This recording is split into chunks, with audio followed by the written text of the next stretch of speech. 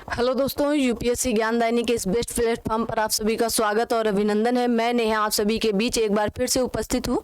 जैसे कि आप सभी लोगों को पता था, ये राष्ट्रपति चल रहा है, भाग 5 चल रहा है। भाग 5 में आप सभी लोगों को पता है संघ चल रहा था और इसमें मोटी मोटी आप सभी के बीच में बात की गई, किसकी? संघ की बात कही गई थी। ठीक है, संघ की बात हम शुरू किए और सबसे पहले इसमें जो 52 से लेकर 151 तक आर्टिकल हैं, 52 से लेकर 151 तक जो आर्टिकल दिए गए हैं, तो 52 से आपके राष्ट्रपति जी ही शुरू होते हैं, तो वहीं से बात शुरू की गई है। आई होप कि आप सभी लोगों को जो वीडियो मिला था अभी कल सुबह का, उसमें आप सभी लोगों को बातें थोड़ी थोड़ी क्लियर होती हुई शुरू हो गई होंगी। और बहुत इंपॉर्टेंट है भाग 5, इसलिए आपको भाग 5 पढ़ाया जाता है। तो चलिए शुरू करते हैं क्लास को। और क्लास को शुरू करने से पहले वही मोटिवेशनल लाइनें आप सभी के बीच। कोई भी लक्ष्य स्टूडेंट के साहस से बड़ा नहीं होता है, हारा वही स्टूडेंट है जो अपने जीवन में लड़ा ही नहीं है। आप लोग लड़िए, आपको लड़ना पड़ेगा ही, और जब आप लड़ेंगे तभी आपकी जीत पक्की होगी। जब तक आप लड़ेंगे नहीं तब तक आपकी जीत का जश्न कैसे मनाया जाएगा? हर एक चीज लड़ी गई है, हर एक चीज, हर एक व्यक्ति जो यहाँ तक पहुंचा है, यहाँ तक वो लड़कर ही पहुंचा है। यूं ही नहीं ताज अपने आप सर पर सज जाता है, उसके लिए कई रातें जगनी पड़ती हैं और कई लोगों को खोना पड़ता है। ठीक है ना, कभी कभी कई लोगों को खोने का मतलब कभी हमने आराम खोया, कभी हमने अपने स्वाद को खोया। आप सभी लोग कहते हैं ना, मन की इच्छाओं को मार कर खोया, हमने मन की इच्छाओं को ही खो दिया। इन खोने की बात करें, हमेशा पॉजिटिव सोचें और पॉजिटिव थिंकिंग जब आप रखोगे तो एक पॉजिटिव थिंकिंग आपके चारों तरफ सकारात्मक सोच विकसित कर देती। सकारात्मक सोच को आपको विकसित करना है, आपकी तरफ वेव करें क्या? सकारात्मक सोच। चलिए शुरू करते हैं, इन्हीं सकारात्मक सोच के साथ आगे बढ़ते हैं। ठीक है ना, कोई भी लक्ष्य आपके साहस से बड़ा नहीं हो सकता है। हमेशा स्टूडेंट के साहस से कुछ भी बड़ा नहीं है, कुछ भी। बस आप लड़िए, हारा वही स्टूडेंट है जो लड़ना ही नहीं चाहता। बहुत से ऐसे लोग, एक सेमिनार में हम गए थे और एक बच्चा पूछा था कि क्या ऐसा कोई सलूशन है या कोई ऐसा रास्ता है कि बहुत ही जल्द मुझे सफलता मिल जाए, बहुत कम समय पर मैं सफल हो जाऊं। और ऐसा मतलब प्रश्न पूछा गया था। एक बच्चा था इलाहाबाद यूनिवर्सिटी का और वो इलाहाबाद यूनिवर्सिटी से बीए बीएससी अपना कर रहा था। तो पूछा गया क्या सफलता शॉर्टकट में नहीं मिल सकती? आप जब पैदा हुए तो तुरंत चलना सीखे थे क्या? आपके माँ बाप ने आपको तुरंत शॉर्टकट में खड़ा कर दिया क्या कि आप तुरंत बड़े हो जाएं और उनकी सेवा करने लगे? नहीं, आपको भी 2 3 4 साल 5 साल दिए गए थे। किस लिए? कि आप अच्छे से न्यू मजबूत की गई कि आप पहले बैया बैया चलें, फिर खसके, पहले आप खसके फिर बैया बैया चलें, फिर धीरे धीरे खड़ा होने का प्रयास किए, खड़ा हुए, फिर गिरे, फिर खड़े हुए, फिर गिरे, फिर खड़े हुए, फिर एक दिन ऐसा आया कि आप खड़े होकर चलने लगे। ठीक है ना, तो आप सभी लोग वही प्रक्रिया अपनानी है। अगर आप असफल हो रहे हो तो इसका मतलब कि आपको सफलता बुला रही है। आप बार बार सफल हो रहे हो तो आपको इसका मतलब और जल्द सफलता बुला रही। आप बार बार सफल होने का दोष, या ये नहीं कहें कि सुसाइड कर लेंगे, ऐसा कुछ भी बच्चा नहीं करना। आप सभी लोगों को बस साहस रखें, अपने अंदर धैर्य रखें, साहस रखें। ठीक है, आइए बात करते हैं, अभी इसके अंदर बात करेंगे। तो मैंने आप सभी लोगों को एक कोड बताया था और ये कोड बहुत मतलब प्रचलित कोड है, ताकि सबको याद होगा कि पकानी कोका द्वियोदशम। तो अब आज आपके सामने इसका एक्सप्लेन भी आ चुका है। देखिए, पकानी का पा का मतलब है राष्ट्रपति जी का पद, और का मतलब मैंने कहा कि कार्यपालिका का प्रधान। और कार्यपालिका का प्रधान ये कैसा औपचारिक मात्र होता है, वास्तविक कार्यपालिका का प्रधान आपके प्रधानमंत्री जी होते हैं। ठीक है ना, फिर मैंने आर्टिकल 54 में बताया था इनका निर्वाचन, और निर्वाचन मंडल कैसा होता है आप सभी लोगों को पता है, एकल संक्रमणी होता है ना। एकल संक्रमणी होता है, अनुपातिक प्रणाली के द्वारा होता है। मैंने एकल भी बताया। एकल संक्रमणी का मतलब होता है कि जिन्होंने एकदम कम वोट पाए उनके वोट को शून्य घोषित करके, और जो सबसे अधिक वोट पाए उनके कोटे पर दे दिया जाता है या उनको दे दिया जाता है। ठीक है ना, आप मोटी मोटी बातें लेकर चलेंगे, आपको बहुत अच्छे समझ में आएगा।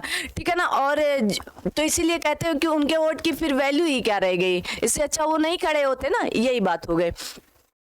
कौन कौन भाग लेते मैंने आप सभी को बता दिया था। क्या एंग्लो इंडियन इसमें भाग लेंगे? बिल्कुल भाग नहीं लेंगे इसके अंदर। क्या 12 सदस्य जो मनोनीत सदस्य होते हैं क्या भाग लेंगे? नहीं लेंगे इसके अंदर, ठीक है। सिर्फ निर्वाचित सदस्य भाग लेते हैं, राज्यसभा, लोकसभा और आपके विधानसभा से। विधान परिषद क्या के सदस्य क्या भाग लेते हैं? नहीं लेंगे, ठीक है ना।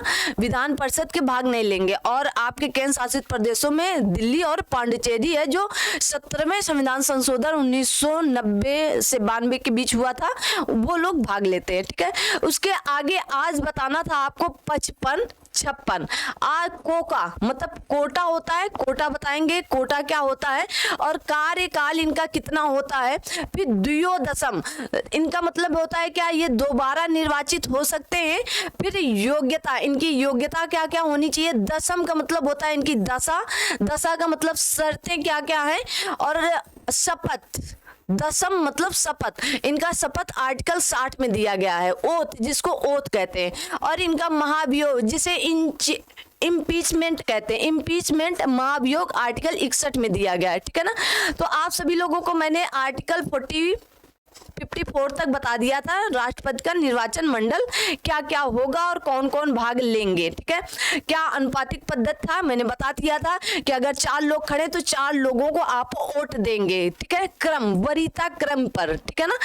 कहा गया इसके तहत एक राज्य सभी विधायक के मतों का योग को बराबर करना, सभी सांसदों का मत मूल्य बराबर करना होता है। प्रथम चरण की जनगणना या मतगणना, कहा गया इसमें उम्मीदवार की पहली वरीयता सूची गिनी जाती है। द्वितीय चरण में मैंने बताया था कि वीवी गिरी के निर्वाचन के समय द्वितीय चरण की मतगणना हुई थी और ये जीते भी थे, ठीक है। अप्रत्यक्ष मतदान मतलब राष्ट्रपति के निर्वाचन में जनता भाग नहीं लेती है, बल्कि जनता द्वारा चुने गए प्रतिनिधि भाग लेते हैं। हम लोग किसे चुनते हैं? एमपी एमएलए को चुनते हैं। किसे चुनते हैं? एमपी को चुनते हैं और एमएलए को चुनते हैं, तो वही लोग इन्हें भाग लेते हैं, ठीक है। राष्ट्रपति के निर्वाचन मंडल में कौन कौन भाग लेते हैं आप सभी लोगों को पता है। अब जम्मू कश्मीर नहीं रहा, ठीक है, अब जम्मू कश्मीर आपका नहीं रहा, अब दिल्ली पांडिचेरी है, ठीक है ना। चलिए, इन सब की बातें हमने कर ली थी आज आर्टिकल। और हाँ, ये जो वैल्यू होती है कि वैल्यू कैसे कैसे निकाली जाती है, तो इसकी बात कर लेंगे, बट अभी नहीं करेंगे। ये थोड़ा सा क्या है, आपकी प्रक्रिया के लिए कठिन है। बस जितना बताया गया उतना आप याद रखेंगे, ठीक है ना।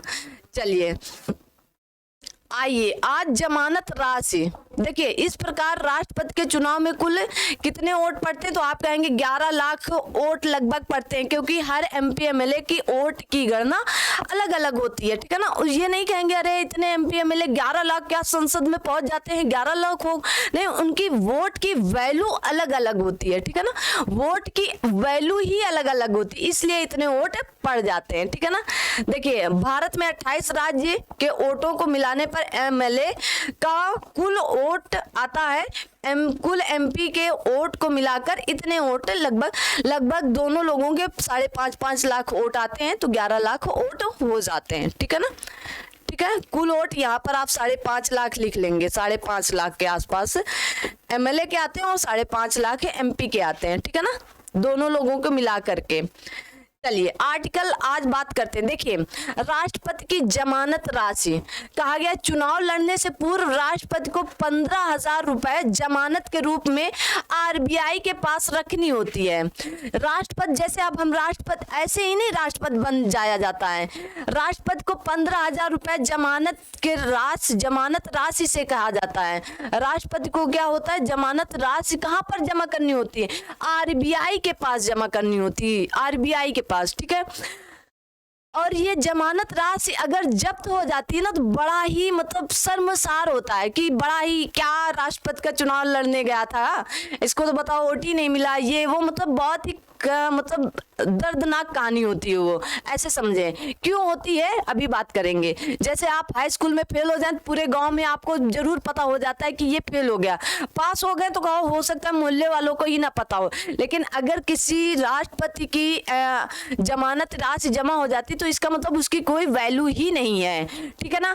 क्यों जमा होती? अगर कुल वोट का 1/6 भाग इसने नहीं प्राप्त किया, कितना 1/6 भाग इसने नहीं प्राप्त किया, तो इसके उसकी जमानत राशि जब्त हो जाती है। मान लीजिएगा 6 लाख वोट पड़ना था, कितना 6 लाख इकाई दे सका 10,000 10,000 6 लाख वोट पड़ना था, और 6 लाख में अगर आप खड़े हो तो आपको कम से कम 1 लाख वोट मिलना चाहिए। अगर आपको 1 लाख वोट नहीं मिला तो इसका मतलब आप राष्ट्रपति के पद के लिए है ही नहीं, सीधी सी बात है, क्योंकि आपकी वहां पर कोई वैल्यू है ही नहीं। ठीक है, यदि राष्ट्रपति के 1/6 भाग से कम वोट मिलेगा तो राष्ट्रपति की जमानत राशि वापस नहीं की जाएगी, और ये बहुत ही शर्म की बात होती है। ठीक है ना, सीधी सी बात है।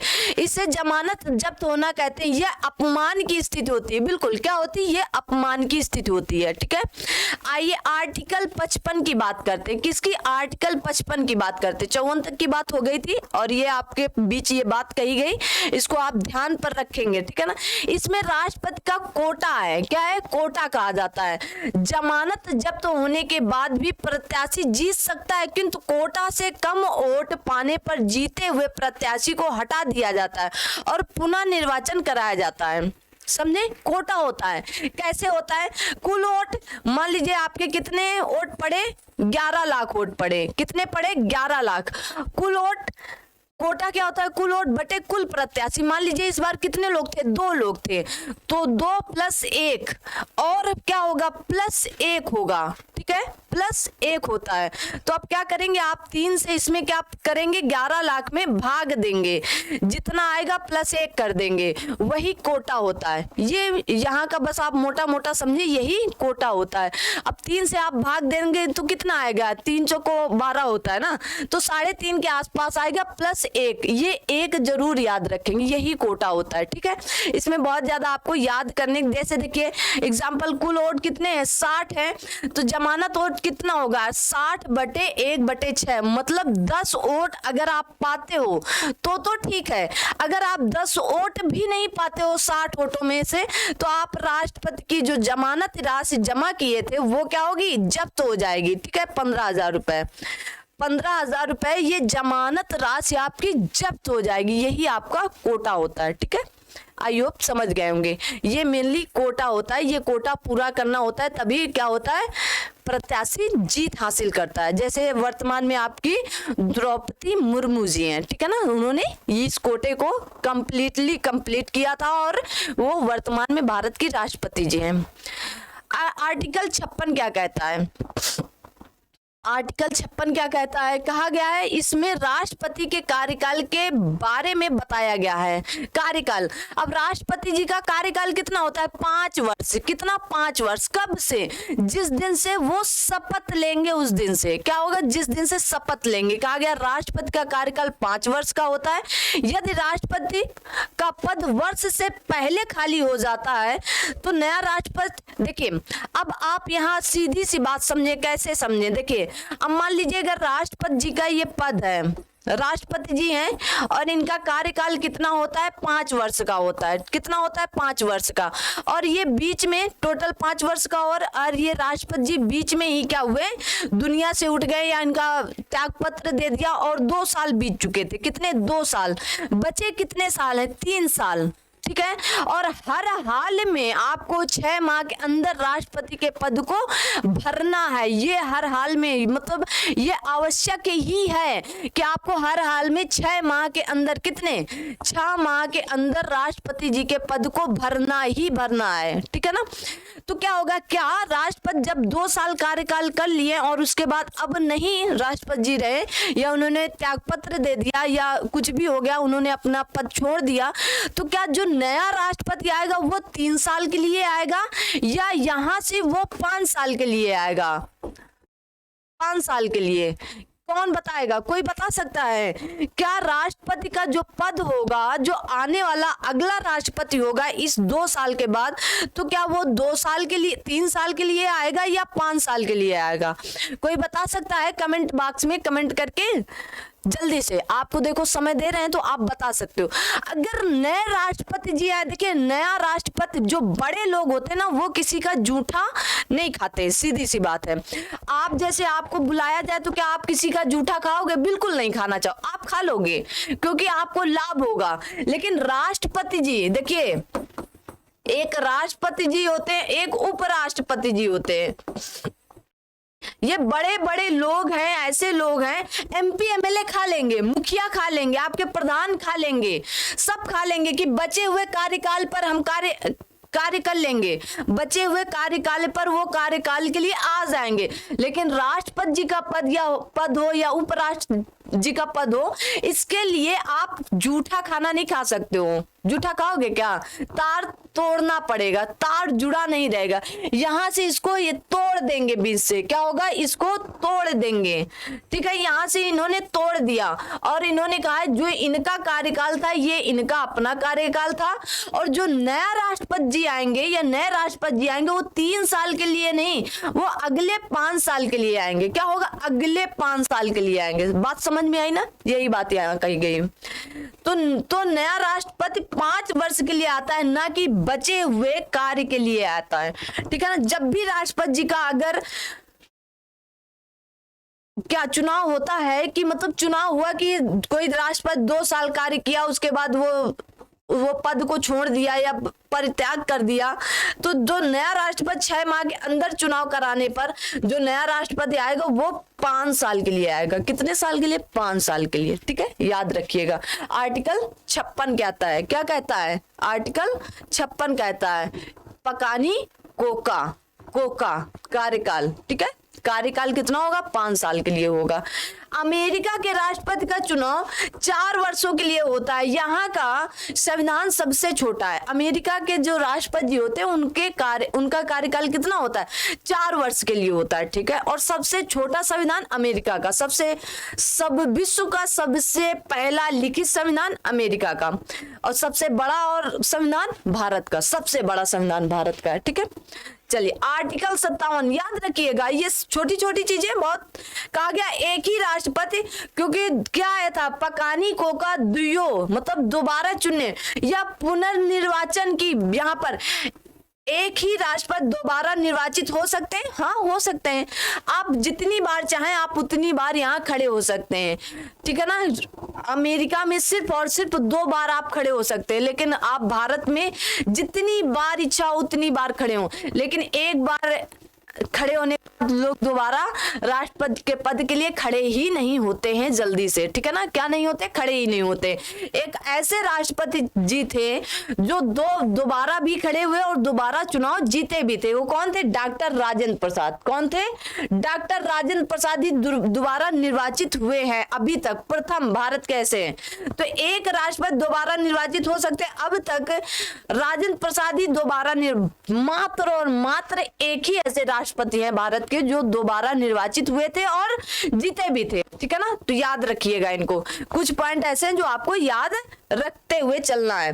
देखिए, पकानी कोका दुयो दशम, पकानी कोका दुयो, फिर दुयो आया, दुयो में क्या है? दुयो दशम। ठीक है, देखिए ये क्या हो गया था आपका? दुयो आ गया था ना, तो 2 से दोबारा चुनने, और अब आएगी योग्यता या अर्हताएं। ठीक है, तो दुयो दशम में 58 में क्या दिया गया? इनकी योग्यता की बात की गई कि इनकी योग्यता क्या क्या होनी चाहिए। राष्ट्रपति जी की योग्यता, क्या आप राष्ट्रपति जी के पद पर खड़े होने योग्य हैं? अभी नहीं है, ना आप है ना हम है। क्योंकि यहाँ सबसे पहली बात कही गई वो भारत का नागरिक हो। ये वाला तो हम लोग फॉलो कर लेंगे, चलिए ठीक है वर्तमान में और हमेशा रहेंगे। वर्तमान में क्यों, हमेशा रहेंगे। भारत के नागरिक ही गर्व की बात होती है। 35 वर्ष की आयु होनी चाहिए, हम लोगों की नहीं है। इसीलिए कहा गया इस एज पर, जिस एज पर हम और आप हैं, राष्ट्रपति जी को एकदम 35 वर्ष की इन दुनियादारियों से थोड़ा दूर, मतलब अगर आप वर्तमान में बहुत ज्यादा होंगे, 21 से 25 साल के होंगे। ठीक है, 21 से 25 साल की एज आपकी होगी। क्या होगी? 21 से 25 साल की एज, मात्र इतनी ही होगी। कुछ लोग बड़े भी होंगे, हो सकता है कुछ लोग राष्ट्रपति जी को फॉलो भी कर रहे हो, मतलब उनकी एज 35 वर्ष पूरी हो चुकी हो। और इस एज में आपके जो हार्मोन होते हैं वो बहुत चेंज होते हैं। क्या होते हैं? बहुत ही ज्यादा चेंज होते हैं। पता चला आपके हार्मोन चेंज हो जाएं और आप कहेंगे छोड़ो ये पद वद, आज से हम शपथ अब नहीं लेंगे, हमें राष्ट्रपति का पद सुशोभित नहीं करता है, हम राष्ट्रपति के पद पर नहीं लड़ना चाहते हैं, या राष्ट्रपति जी के पद पर हम नहीं बैठना चाहते हैं। ये जो एज होती है ये वाली, ये एकदम कहते हैं ना सीरियस वाली एज आ जाती है। अभी आपकी ये जो एज है ना, ये आपकी चल फुर वाली एज है। चल फुर मतलब थोड़ा मन यहाँ, थोड़ा चित वहां, थोड़ा इसमें नजर, थोड़ा उस पे नजर, थोड़ा हम तुम्हारी नजर को देख लेते हैं। तुम जब गाना बजता है ना, हम आपकी नजरों से देखते हैं, आप हमें अपनी नजरों से देखते हैं, वो वाली ये एज है, ठीक है ना। और यही बनने की एज होती है और यही बिगड़ने की एज होती है। दोनों एज यही होती हैं। अगर आप चाहें तो यही बन सकते हैं और यहाँ तक पहुंच सकते हैं। आपके आगे भी 60 गाड़ियां आगे और 60 गाड़ियां पीछे चल सकती हैं। यही एज है, यही 4 साल मात्र होते हैं, 4 साल। इन 4 सालों में आपने अपने आप में अगर कंट्रोल कर लिया तो आप यहां तक पहुंच सकते हैं, राष्ट्रपति जी के पद तक। भारत का एक नागरिक हो, क्या हो, भारत का नागरिक हो। आर्टिकल किसमें कहा गया, नागरिकता बताई गई है, आर्टिकल आपका 5 से 11 में, ठीक है। भाग 2 में ये बात कही गई है, किसकी, भारत की नागरिकता की बात कही गई। भारत का एक नागरिक हो मतलब वो भारत का नागरिक, 35 वर्ष की आयु पूरी कर चुका हो। ये खुराफाती वाली आयु नहीं होनी चाहिए, ठीक है ना। देखिए, आप मुखिया के लिए 21 साल है, आप प्रधानता के लिए 21 साल है, आप लड़ सकते हो, ठीक है ना। लेकिन गांव में भी आप अगर प्रधानता के लिए लड़ने जाओगे ना तो क्या कहेंगे, यही कहेंगे ना, अरे कल के लड़के आए हैं, क्या करेंगे आगे भविष्य में। जो बूढ़े और बुजुर्ग लोग होते हैं वो यही कहते हैं, ठीक है ना। तो ये एज बड़ी बेकार भी मानी जाती है। इसी पे आप सफल भी होते हैं, इसी पे आप असफल होते हैं। और इसी के 3 साल बाद या 2 साल बाद, इसी के 1-2 साल बाद आपके हार्मोन फिर से एक बार चेंज होते हैं। जब आपके हार्मोन चेंज होते हैं तो ये सब लगेगा, सारी दुनिया एक तरफ, हम इनके पीछे पड़े थे, आज सारी दुनिया इनको हम पीछे छोड़ते हैं। इनको आप छोड़ देंगे जिसके आज पीछे पड़े। जिसके पीछे का मतलब आप समझ रहे होंगे, नकारात्मक चीजों के पीछे। आप अगर रीडिंग कर रहे हैं तो रीडिंग के लिए नकारात्मक थोड़ी ना, ये तो आप अपने भविष्य के लिए बना रहे हैं। अगर आप इन सब के पीछे पड़े, इसकी बात, सीधी सी बात, इसकी बात हो रही है अभी इस एज में। क्योंकि यहां पर मैंने देखा इस एज पर लोग बतियाते खूब है, आप भी बतियाते हैं। आपकी एज ही ऐसी होती, जब तक आप लतखोर नहीं होते या आपको जब तक किक जोर से नहीं पड़ती तब तक आप सुधरते भी तो नहीं हैं। कितना भी कोई कहे, सुधरते भी कहाँ हैं, ठीक है ना। क्या करेंगे आप, सुधरते भी तो नहीं है। तो आपको लतियाना या आप लात खाना भी आपको बहुत जरूरी होता है, चाहे लड़का हो चाहे लड़की हो, ठीक है। बाबू सोना, यही सब होता है। ये बाबू सोना वाली एज होती है, ठीक है ना। लेकिन 2 साल बाद अगर आप 25 क्रॉस किए, 26, 27, 28 पहुंचे तो आपको लगेगा ये बाबू सोना का रहा। बाबू सोना कुछ नहीं होता है, इससे अच्छा है इंतकाम देखेगी। क्या होगा, तू मेरा इंतकाम देखेगी, आप उस पे लग जाओ और दिखाओ, ठीक है। लोकसभा के सदस्य बनने की योग्यता हो, लोकसभा, राज्यसभा बनने की योग्यता हो, ठीक है ना। लोकसभा के सदस्य बनने की योग्यता हो। और यहीं पर क्या होगा, 50 प्रस्तावक तथा 50 अनुमोदक हों। देखिए, अब यहाँ पर संसद, ये आपका संसद है, पार्लियामेंट है। संसद में लोकसभा होते हैं और आपके राज्यसभा होते हैं। लोकसभा और राज्यसभा, राष्ट्रपति के पद पर खड़ा होना, देखिए अभी बताते हैं। राज्यसभा या लोकसभा, आप चाहें तो 10 सदस्य इधर से ले लें और 45 सदस्य इधर से ले लें, तो आपके टोटल कितने हो जाएंगे। आप कहेंगे 50 प्रस्तावक, मैंने 50 प्रस्तावक मतलब वो लोग कहे जाके संसद में कि मैं इसे राष्ट्रपति के पद पर देखना चाहता हूं। 50 प्रस्ताव अनुमोदक, 50 अनुमोदक हूं कि वो कहे कि मैं इसको राष्ट्रपति के पद पर पसंद करता हूं, बस, ठीक है। फिर उसके बाद क्या होगा, 50 से ही काम नहीं चले, फिर आपको 10, अब मान लीजिए 10 इधर से ले लो और 40 इधर से ले लो, 50 लोग प्रस्ताव करें, उन 50 को एक लाइन में खड़ा कर दिया, भाई खड़े हो जाओ, आपको पसंद है ना कि ये राष्ट्रपति के पद पर खड़ी हो, ठीक है। मैंने आपकी बात मान ली कि आप, इनकी बात मैंने मान ली कि आप लोगों ने कह दिया कि ये राष्ट्रपति के पद पर खड़ी हो, आप लाइन से खड़े हो जाए 50 लोग।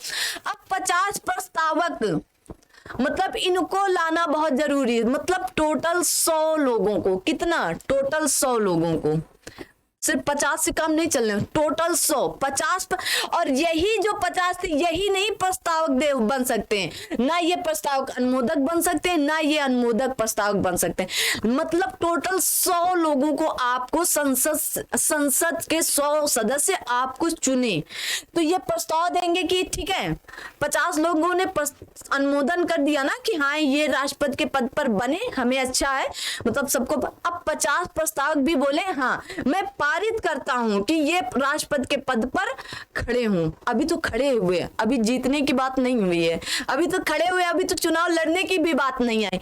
अब कितने लोग आपको जरूरत है? तो पूरे संसद से आपको टोटल 100 सदस्य की जरूरत होती है, मतलब 50 प्रस्तावक और 50 अनुमोदक। ठीक है, 50 प्रस्तावक और 50 अनुमोदक। राष्ट्रपति पढ़ा लिखा हो ये जरूरी नहीं है, राष्ट्रपति के पास नॉलेज हो ये जरूरी है। अकबर आपके पढ़े लिखे नहीं थे, अकबर जो आपके अकबर थे, अकबर महान यूं ही नहीं कहा गया, अकबर जी आपके पढ़े लिखे नहीं थे। पढ़े लिखे थे क्या? पहले ऐसे शासक हैं जो शायद पढ़े लिखे ही नहीं थे, अनपढ़ थे। अकबर अनपढ़ थे लेकिन नॉलेज था। क्या था? नॉलेज था उनके पास। तो इसीलिए कहते हैं आप पढ़े लिखे नहीं भी होंगे, आपके पास नॉलेज होगी तब भी काम चल जाएगा, आप राष्ट्रपति के पद पर खड़े हो सकते हैं। आप पढ़े लिखे नहीं तब भी, ठीक है ना, क्या पढ़े लिखे नहीं होंगे तब भी काम चल। इसीलिए कहते हैं कि एक स्टूडेंट के पास, देखिए आपको पढ़ा लिखा होना चाहिए, क्या होना चाहिए? पढ़ा लिखा होना चाहिए, आपके पास नॉलेज होनी चाहिए, आपके पास क्या होनी चाहिए? स्किल होनी चाहिए। स्किल होगी ना तभी तो आप करोगे आगे।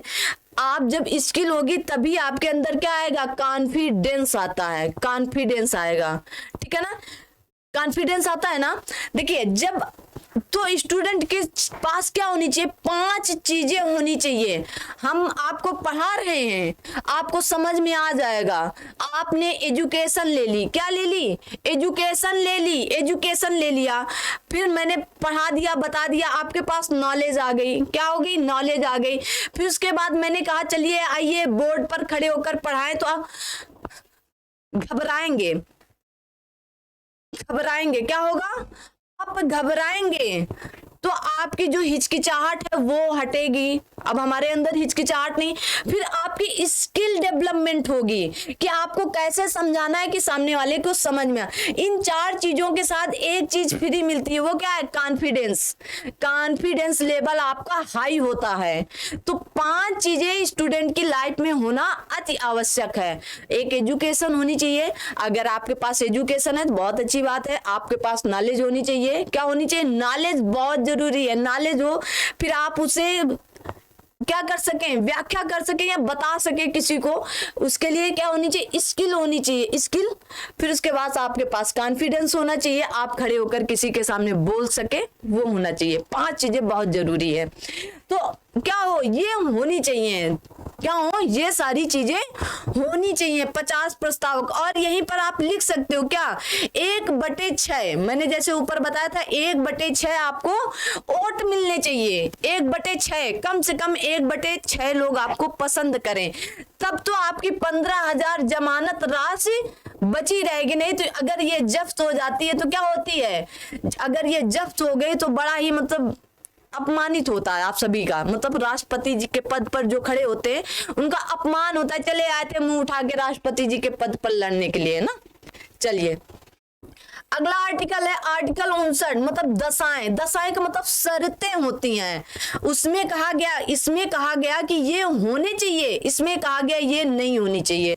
आर्टिकल 58 कह रहा है कि भारत का नागरिक हो, 35 वर्ष की आयु पूरी कर चुका हो, उसके पास 50 प्रस्तावक 50 अनुमोदक हो, ठीक है ना, और लोकसभा के सदस्य बनने की योग्यता रखता हो, ऐसा ऐसा बताया गया, मतलब होनी चाहिए। यहाँ कहा गया नहीं होनी चाहिए।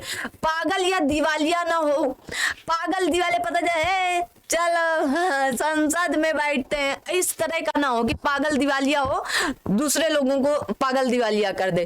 पागल दिवालिया का मतलब क्या होता है? यहाँ पर पागल दिवालिया का मतलब होता है कि आपके घर को, आपके परिवार को, आपके घर की आय आपके घर की आय, मान लीजिएगा आपके घर की आय, मैंने मोटा मोटा आपको बताया कि मान लीजिए आपकी घर की आय कितनी है, 50,000 है, ठीक है, कितनी है, 50,000 है, 50,000 मतलब सब कुछ आपके घर में भेड़ बकरी बुकरी गाय भैंस मकान खेत खलिहान जितना भी कुछ है उसको बेचने के बाद टोटल कितना निकल रहा है, 50,000। और आपने कितना ले रखा है लोन या कितना कर्ज ले रखा है, आपने ले रखा है 50 लाख, ठीक है, कितना ले रखा है, 50 लाख आपने ले रखा है। इसी को कहते हैं पागल दिवालिया होना। पता चले लड़ गए और आंख से फिर क्या मिले, पेटियां मिल रही हैं, बक्सा है, लो तुम बच्चों की फीस नहीं जमा थी ना, ये लो बिजली का बिल बाकी था, ये ले लो ना, और मेरी क्या कहते हैं बिजली का बिल हो गया, कुछ और वगैरह, इस तरह का ना हो, पागल दिवालिया ना हो, किसी भी लाभ के पद पर ना हो, किसी भी लाभ के पद पर ना हो, ठीक है ना, किसी भी लाभ के पद पर ना हो, संसद या विधानमंडल के किसी भी सदस्य ना हो लाभ का पद। वैसे इनके लाभ के पद को कुछ माना नहीं गया है। मान लीजिए अभी देखिए लाभ का पद मतलब क्या होता है, झारखंड की क्या थी, आपके जो वर्तमान में राष्ट्रपति जी हैं वो झारखंड की राज्यपाल थी, क्या थी, राज्यपाल थी। अगर ये हार जाती, मान लीजिए हार जाती, तो ये राज्यपाल के पद पर बनी रहती है। देखिए संविधान हमारा कितना खेल खेलता है, कहता है एमपी एमएलए संसद विधायक मंत्री राष्ट्रपति उपराष्ट्रपति प्रधानमंत्री, ये राष्ट्रपति के पद पर लाभ के पद नहीं है, ये तो भारत के सेवक है, ये संविधान के सेवक इनको कहा गया है। अगर आप ऐसे किसी लाभ के पद पर हैं तो आपका पद भी जाएगा और आप हार गए तो वहां से भी हाथ धोएंगे, ठीक है ना, क्या करेंगे, वहां से भी हाथ धोएंगे।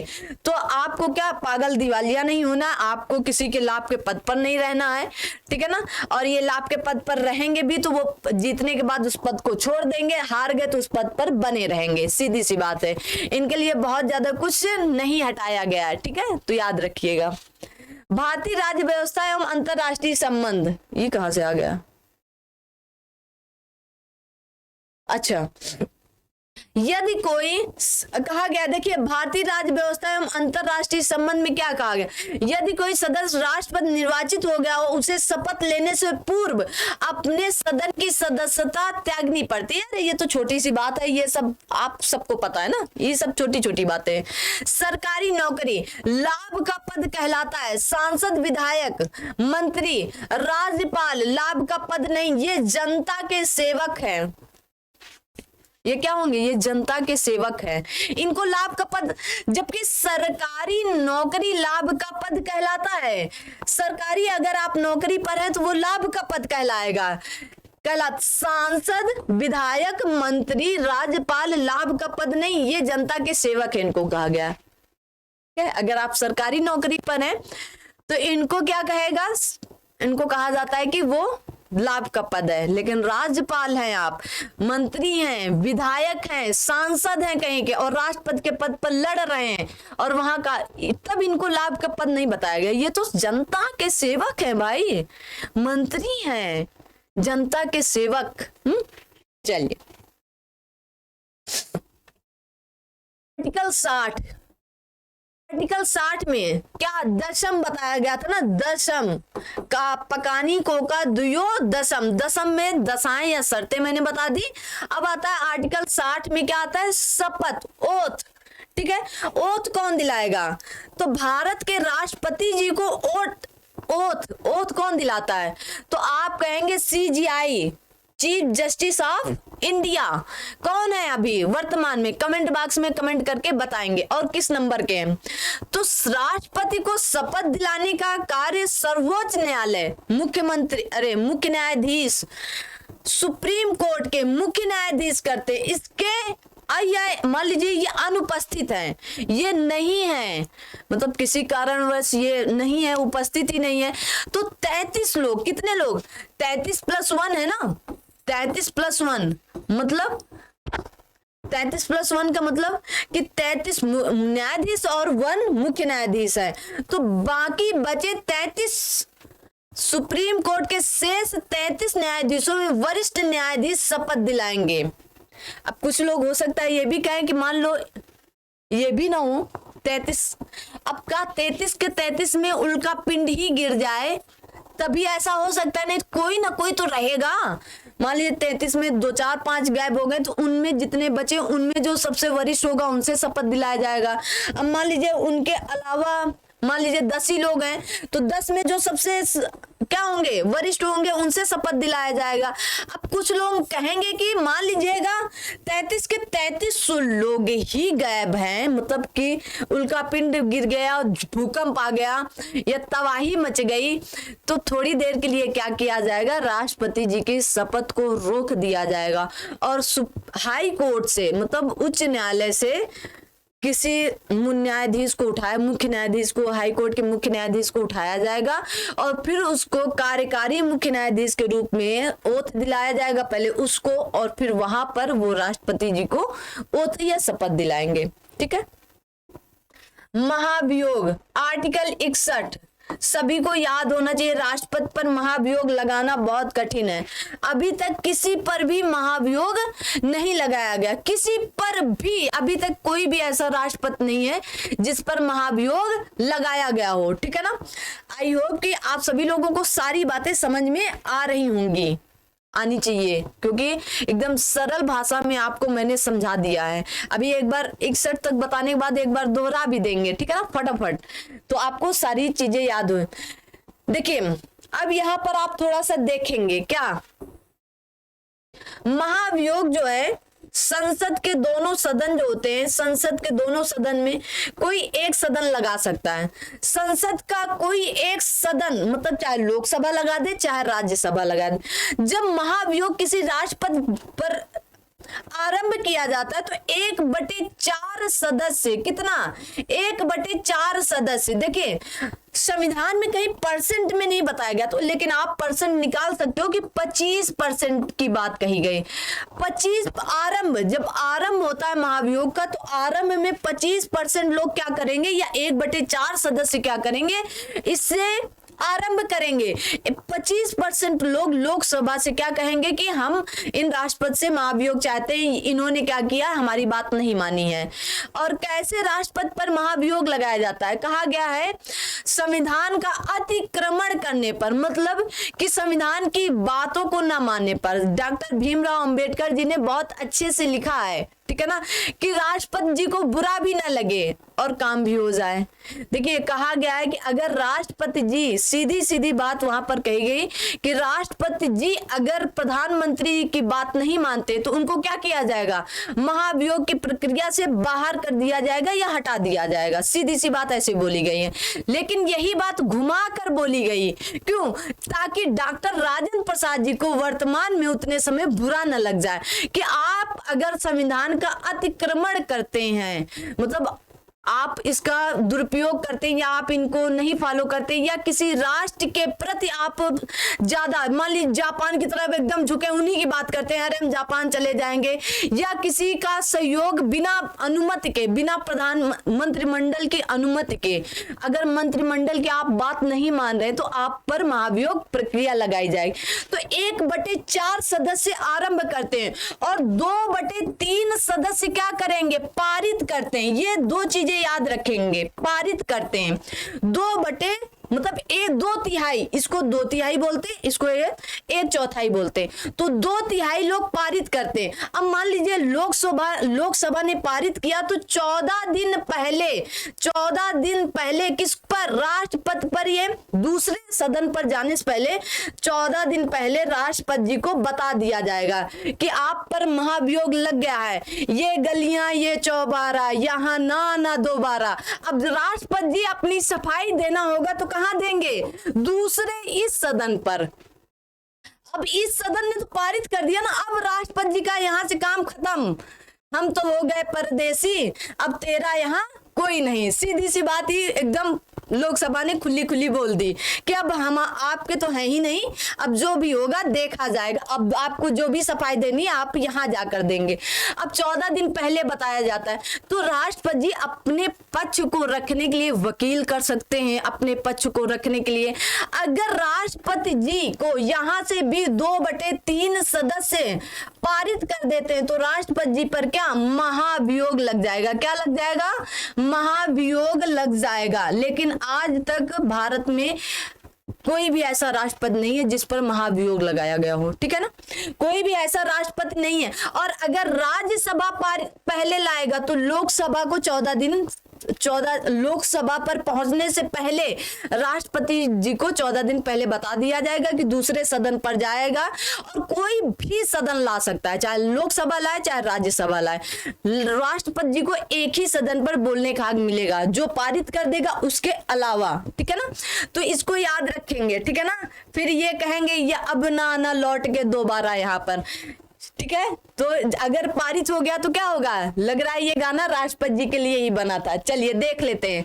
कहा गया राष्ट्रपति को उसके पद से हटाना महाभियोग कहलाता है। महाभियोग शब्द केवल राष्ट्रपति के पद के लिए प्रयोग होगा। हालांकि महाभियोग जैसी प्रक्रिया बहुत से अधिकारियों पर लगाया जाता है, किंतु उसे सांसद की कार्रवाई या महाभियोग जैसी प्रक्रिया शब्द का प्रयोग करते हैं। क्या? सांसद की कार्रवाई शब्द ज्यादातर देते हैं, ठीक है ना। कहा गया महाभियोग की प्रक्रिया यूएसए के संविधान से ली गई। मोस्ट इंपॉर्टेंट ये बात है, इसको आप याद कर लेंगे। क्या करेंगे? इसको आप याद करें। महाभियोग में विधानमंडल का कोई भी सदस्य भाग नहीं लेता है। क्यों लेगा? अब विधानसभा यहाँ पर महाभियोग की प्रक्रिया, वोट तो देता है विधानसभा, मतलब वोट देंगे, लेकिन यहाँ पर आप महाभियोग की प्रक्रिया पर नहीं आएंगे। अब केवल राज्यसभा और लोकसभा ही देखेगा, ठीक है ना। याद रखेंगे इस पॉइंट को। महाभियोग में सांसद के दोनों सदन को निर्वाचित तथा मनोनीत सदस्य भाग लेते हैं। अब यहाँ पर देखिए इन्होंने वोट तो नहीं दिया था, लेकिन अब यहाँ पर ये भाग ले सकते हैं। क्या करेंगे? अब महाभियोग में ये भाग लेंगे, महाभियोग में अब ये भाग लेंगे।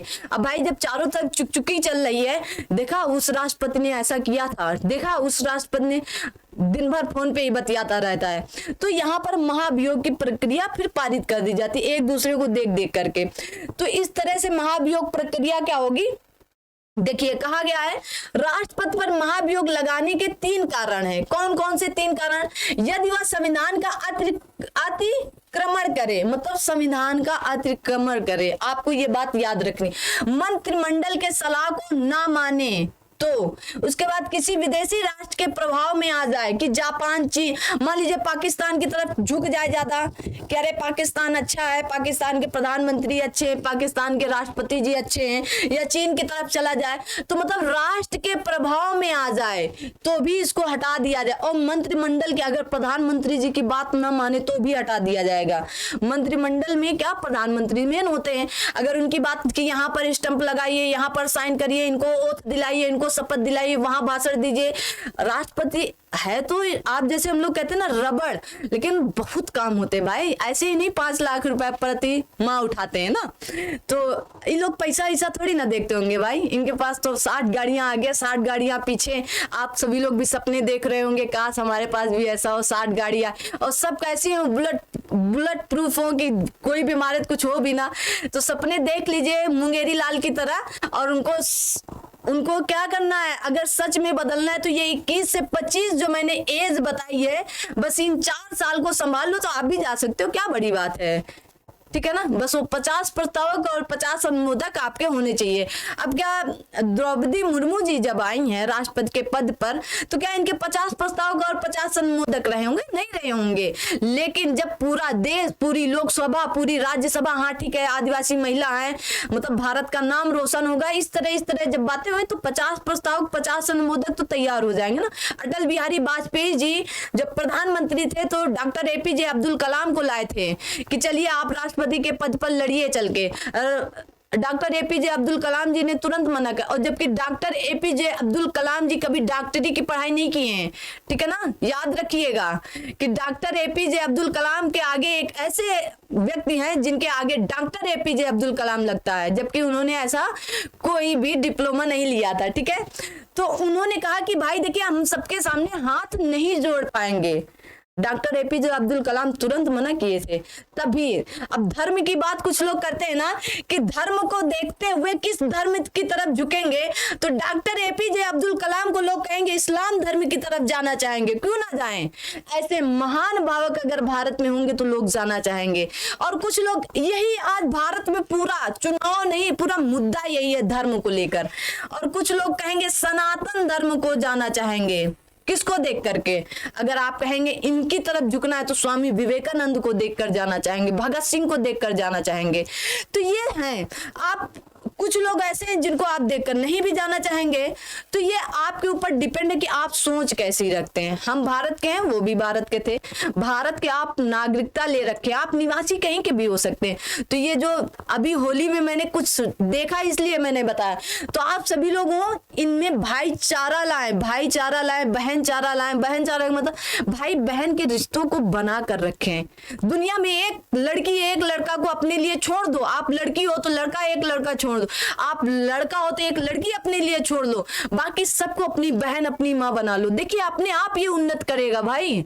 ये जो होती है ना कि 5 साल 4 साल 2 साल 6 माह 4 साल, तो ये नहीं होगा। आगे आप समझदार हैं मैं क्या कहना चाह रही हूँ, ठीक है। तो आज के लिए इतना ही रखते हैं। इसमें और भी बहुत सी चीजें ऐसी दे रखी हैं जो आगे पढ़ाने लायक हैं, कैसे इनका निर्वाचन अवैध होता है, कैसे क्या होता है, तो आगे इनकी बात करेंगे, क्योंकि अभी तो भाग 5 कई दिन तक चलेगा, तो इनको निपटाएंगे तभी आगे चलेंगे। तो आज यहीं तक आपका राष्ट्रपति जी का महाभियोग खत्म हुआ, और आर्टिकल 52 से लेकर 61 तक इनके 10 आर्टिकल जो मोस्ट इंपॉर्टेंट है वो समाप्त हुए। तो थैंक यू सो मच, मिलते हैं अगली क्लास में। तब तक के लिए आप सभी लोग अपना ध्यान रखें, अपने साथ सभी अपनों का ध्यान रखें। जय हिंद, जय भारत।